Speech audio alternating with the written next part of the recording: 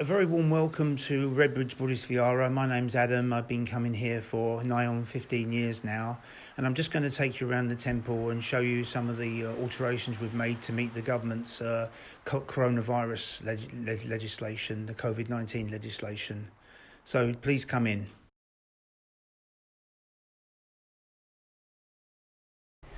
And these are some of the coronavirus signs that we put up. You see here, there's the app, which is to inform people to download their app so they can be tested and traced. It's hand sanitizers, no shortage of those, and also instructions telling people to use the hand sanitizer. And also here as well, you see more instructions to use the hand sanitizer. So there's no shortage of information to raise awareness amongst devotees when they come to this place.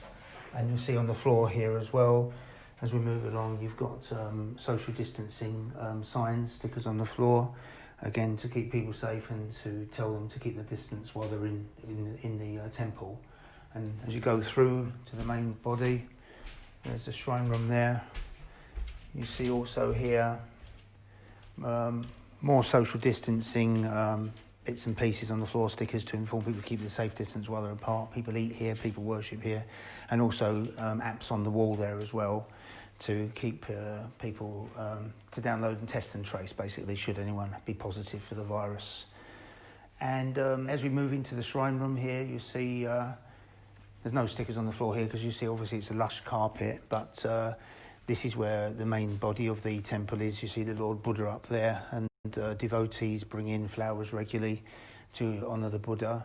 And it's a very, very lush room, very, very artistic. Even on the ceiling, you've got some artistic work on the ceiling. And it's a very, very nice place. And sadly, because of this coronavirus, it's stopping a lot of people from coming. And we hope to see a very soon quick end to it so that people, because people need this place. This is a time when people need this most. I mean, isolation is a big form of mental illness. So this is having a big impact on people's mental health and equilibrium. And I want to see an end to it as soon as possible and get back to not a new norm, but normality as it was and as it should be. And now I'll hand you over to the very Reverend, the Venerable Hemaratna. Buddhists can worship both at home or at Buddhist Vihara. It is not essential to go to Vihara to worship, but devotees like to go to Vihara for worship. A shrine room can be found in every Vihara with statues and images of the Buddha. Buddha statues generally show a particular mudra or hand gestures. This statue depicts meditation posture or dhyana mudra, samadhi mudra or yoga mudra. This shows deep meditation posture of the Buddha under the Bodhi tree. The statues and images are not worshipped, but they help Buddhists to focus their mind on devotion and meditation.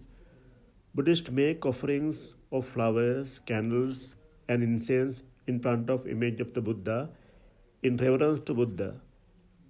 When they do, they reflect in the virtues of the Buddha and real nature of the things. Flowers symbolize the change and impermanence.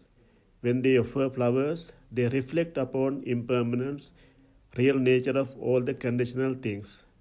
These flowers are very beautiful now, but gradually they fade away and die. My body is the same, so I must not hold on to things with craving and greed. That kind of insight there in every offerings of Buddhist.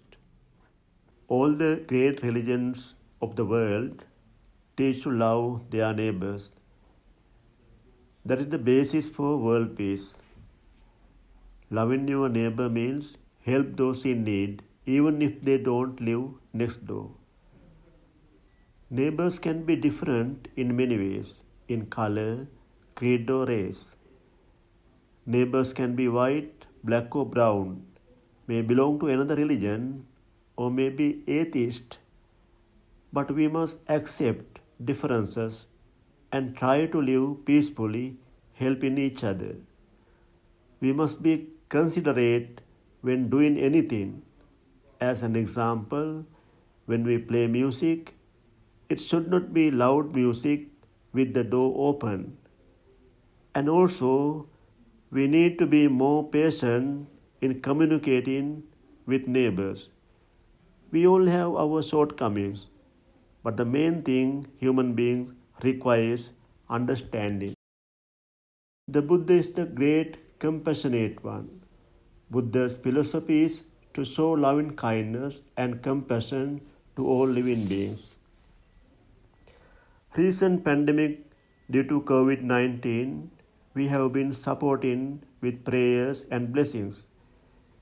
We have given practical help like food and financial support to several families. As an example, on the passing of one of the devotees, the Buddhist center supported financially and morally and gave guidance to the family to cope with the loss. This support is also given to the community at large, but temple is open for all and for those who seek help. And if you come down this way, I'll show you the extension. This happened about 10 years ago. The temple was extended to meet the capacity. And you see here as well, when there's big events, the Buddhist New Year, etc., the New Moon Festival, I think they call it, devotees come here. Sometimes it's so big, there's such a big congregation here, has to go into the garden as well. Here is the Bodhi tree, the famous Bodhi, where the Lord Buddha sat under, I think 2,000, 3,000 years ago. And the Venerable Hemrat will talk about that. Yeah, this tree is called Bodhi tree, tree of enlightenment, tree of awakening, tree of wisdom. The academic name is Ficus Religiosa. This tree also known as people tree or Aswatha tree, a kind of large fig tree found in India. Buddha became enlightenment at the age of 35, 2,600 years ago at Bodh Gaya, Bihar in India. The original Bodhi tree is not in India now, but a sapling of original Bodhi tree was brought to Sri Lanka by Sanghamitta, daughter of Emperor Ashoka of India, 2,250 years ago, and planted ancient city of Anuradhapura. It is still there. It is called Jayashree Mahabodhi. It is regarded as the oldest historic tree in the world with religious importance. See also some beautiful artwork. This is the enlightened Buddhist monks from Buddha's time, so many thousand years ago. Very, very nice piece of art there.